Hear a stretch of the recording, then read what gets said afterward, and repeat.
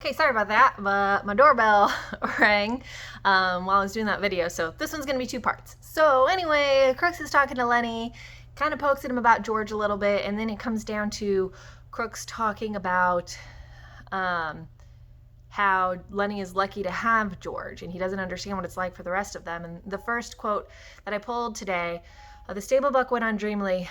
I remember when I was a little kid on my old man's chicken ranch, and every damn one of them's got a little piece of land in his head, and never a goddamn one of them ever gets it, just like heaven. It's just in their head. So we see maybe he's a little bit bitter about his family losing their farm. We don't know why it happened. Lenny still feels hopeful about his dream of a farm. He still thinks they're going to get those rabbits.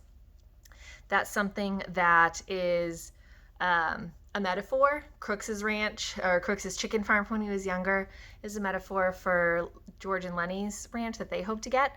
And the theme that we can relate that to, that we've talked about throughout this novel, is loss of paradise. This idea that you have something great and for some reason you lose it. So we see that Crooks's family lost their chicken farm. And we're not yet sure what's going to happen with George and Lenny's ranch. Second quote, a guy needs somebody to be near him. A guy goes nuts if he ain't got nobody. Crooks claims to want to be alone, but then we hear him over and over again talk about this. Like, people don't want to be around me. I have to be by myself. All I get to do is read. Like, I just want somebody to talk to. So we see that he actually does crave interaction. And that goes back to that feeling of loneliness that we've talked about multiple times throughout our book. And so that is another theme that we can relate it to. All right, continuing on page 74. He, as in Crooks, pulled himself painfully upright and moved toward the door. That you, Slim? He called. Candy's voice answered. Slim went in town. Say, you seen Lenny? You mean the big guy? Yeah, seen him around any place? He's in here, Crooks said shortly. He went back to his bunk and lay down. Candy stood in the doorway, scratching his bald wrist and looking blindly into the lighted room. He made no attempt to enter. Tell you what, Lenny, I've been figuring out about them rabbits. Crooks said irritably, You can come in if you want. Candy seemed embarrassed. I don't know. Of course, if you want me to. Come on in. If everybody's coming in, you might just as well. It was difficult for Crooks to conceal his pleasure with anger. Candy came in, but he was still embarrassed. You got a nice, cozy little place in here, he said to Crooks. Must be nice to have a room all to yourself this way. Sure, said Crooks, and a manure pile under the window. Sure, it's swell. Lenny broke in. You said about them rabbits? Candy leaned against the wall beside the broken collar while he scratched the wrist stump. I've been here a long time, he said, and Crook's been here a long time. This is the first time I ever been in his room. Crooks said darkly, Guys don't come into a colored man's room very much. Nobody been here but Slim. Slim and the boss. Candy quickly changed the subject. Slim's as good a skinner as I ever seen. Lenny leaned toward the old swamper. About them rabbits? He insisted. Candy smiled.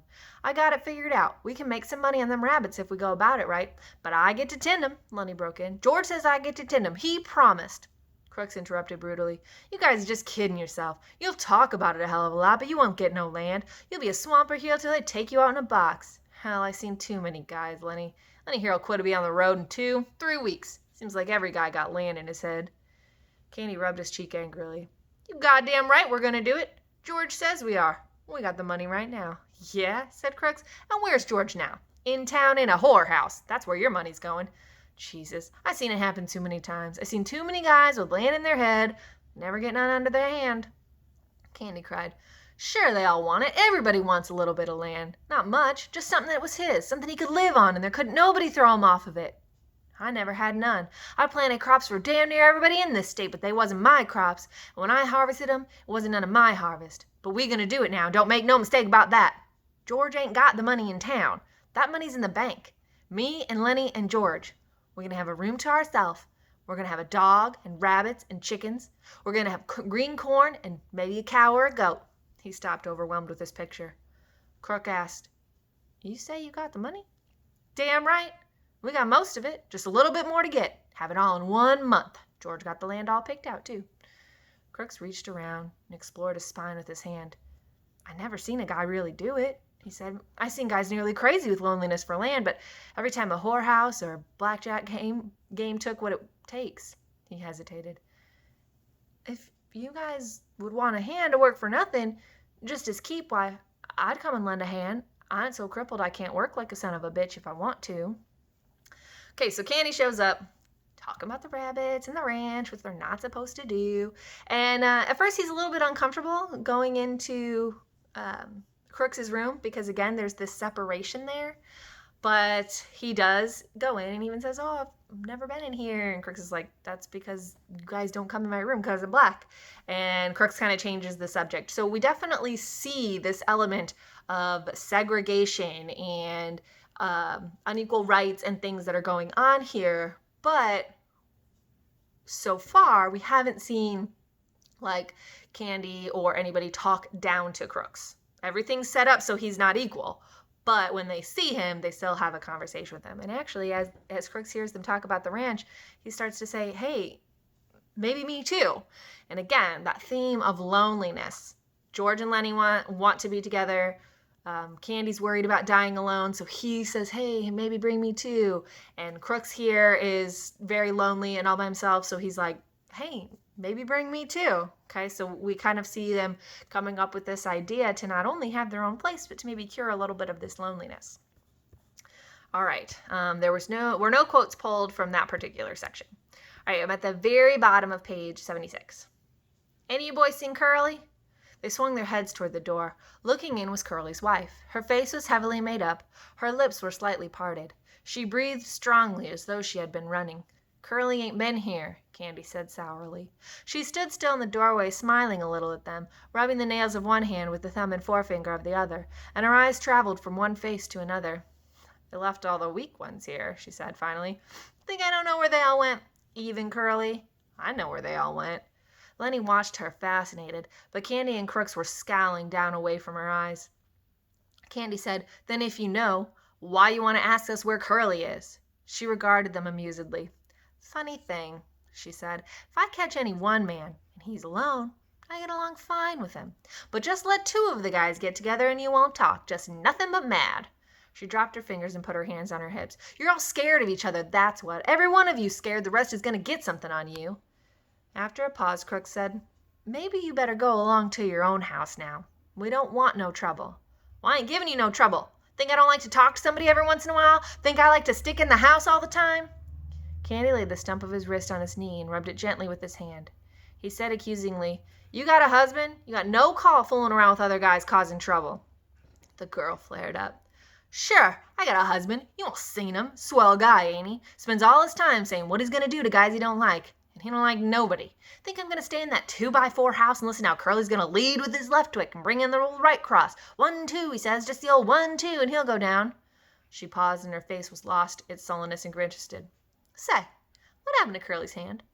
There was an embarrassed silence. Candy stole a look at Lenny, then he coughed. "Why, Curly, he got his hand caught in a machine, ma'am, and bust his hand."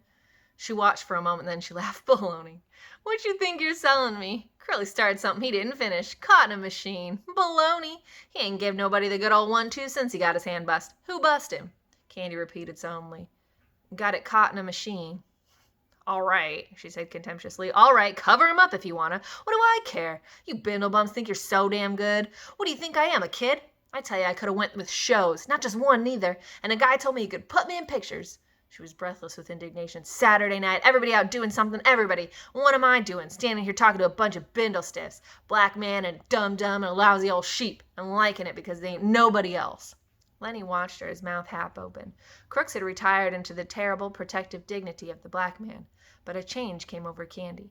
He stood up suddenly and knocked his nail keg over backward. "I had enough," he said angrily. "You ain't wanted here. We told you you ain't. And I tell you, you got floozy ideas about what us guys amounts to. You ain't got sense enough in that chicken head to even see that we ain't stiffs. Suppose you get us canned. Suppose you do. You think we'll hit the highway and look for another lousy 2-bit job like this? You don't know that we got our own ranch to go to and our own house. We ain't got to stay here. We got a house and chickens and fruit trees and a place 100 times prettier than this, and we got friends. That's what we got. Maybe there was a time when we was scared of getting canned, but we ain't no more. We got our own land, and it's ours. We can go to it."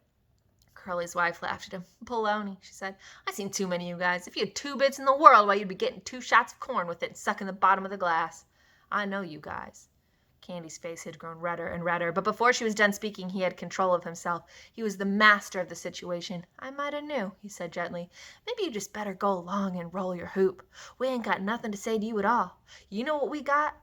We know what we got, and we don't care whether you know it or not. So maybe you better just scatter along now, 'cause Curly maybe ain't gonna like his wife out in the barn with us bindle stiffs. Okay, so Curly's wife comes out.